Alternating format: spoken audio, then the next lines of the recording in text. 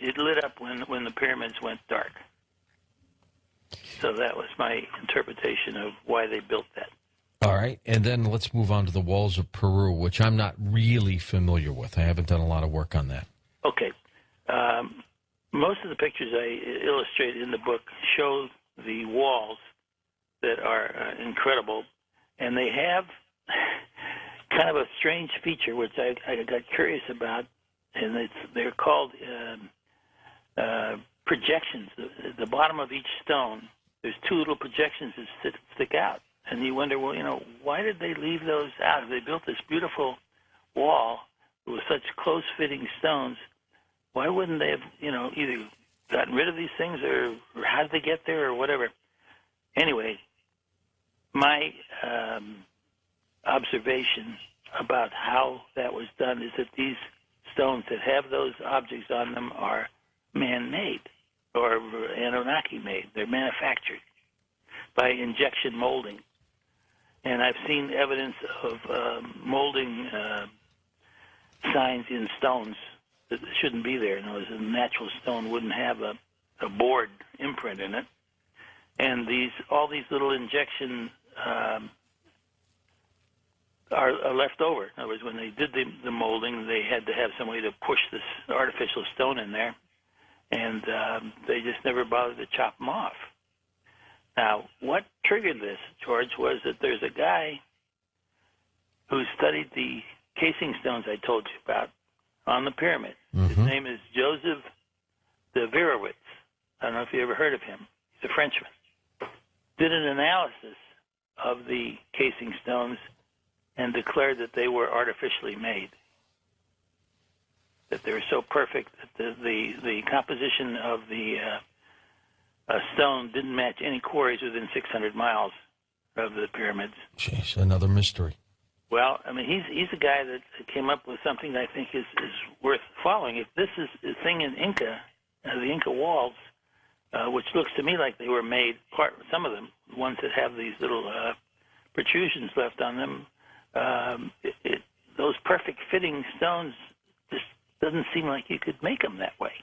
You can't even get a credit card in the joint there. All right. And New World pyramids, you're talking about pyramids that you could find in Central and South America and places like that? Yes. And the Olmecs are the ones that I think were involved in that. And also I think the son of one of the Anunnaki came over. They expelled him for some reason. And he said, I'm going to do it better. I'm going to build them better than we did in Egypt. And he produced these pyramids with the stairway on the outside. And the ones that are in Mexico City, or near Mexico City, have the same pattern as the three in Giza. In other words, there's a kind of a pattern of the Orion belt stars, two together and then one offset. Well, that exists in those pyramids. So it kind of gives me some belief that they could have been the same thing. And what the story of the Orion belt is yet to be solved. All right, now we're getting into some other exciting areas. The crystal skulls. Oh, yeah. Tell me, do you believe the crystal skulls were made by the Anunnaki? The authentic ones. Now, there's a lot of the Mitchell Hedges. The only one I have any truck with is the Mitchell Hedges because it's so perfect. And when it itself was tested by Hewlett-Packard in their labs, and they said it shouldn't exist. There are no marks on it. There's no way it could have been made. It's fashioned against the grain of the crystal. They couldn't have chipped away at it, that's for sure. They didn't touch it. Or grind it. No. So this, to me, is a interesting phenomenon, and because it's the same material as we use in our computers, I think it may contain some information, George, if we could just figure out how to get it out of it. How to use it, exactly. Yeah, right. And there could be another piece that goes with it, Right. Well, maybe a body. You just put the head on top of it or something. Right. So I have that in the book, and then we get to the Nazca line. Yes, something that Eric von Daniken. Yes.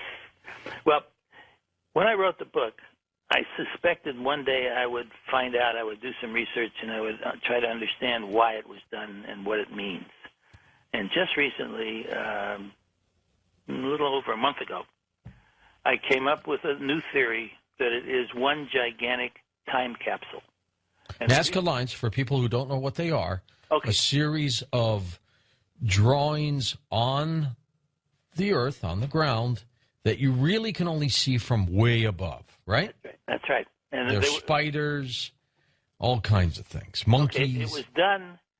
No, they knew that one day we would obtain flight, and we would fly over this thing and see it, because that's the only way you can read it. Okay, now, one argument is they were just humans who made them for the gods to see. Okay, all right, so let's put that out there. All right. I believe that the one object on the plateau is the spider that the Indians couldn't have done. The reason I say that is that it's the rarest spider in the world, and it doesn't exist in that part of the world. It's 900 miles away in the Amazon jungle under the leaves where you hardly would find it. It's the rarest spider that they know of. So putting that spider on the plateau is an indication that they knew about it and nobody else could have done it. And I think that just cancels out the Indians. I hate to do that, but... okay. So what were they? Were they visual what? Okay. They were like we do. We bury time capsules with things that we know, and we want the future to know that we knew them. Okay, what these are all the local animals and birds that existed at the time they did this. Now, they did this maybe more than 3,000 years ago. And the most complex design on that plateau is the monkey. Now, get this. The monkey has 9 fingers, and his tail has got circles that look like orbits. And I think they were trying to tell us that they knew that there were 9 planets in our solar system, and those were the orbits in the tail. And the hands of the monkey, the 9-fingered monkey, are inside the Great Pyramid at Giza. There's a sketch that shows the pyramids.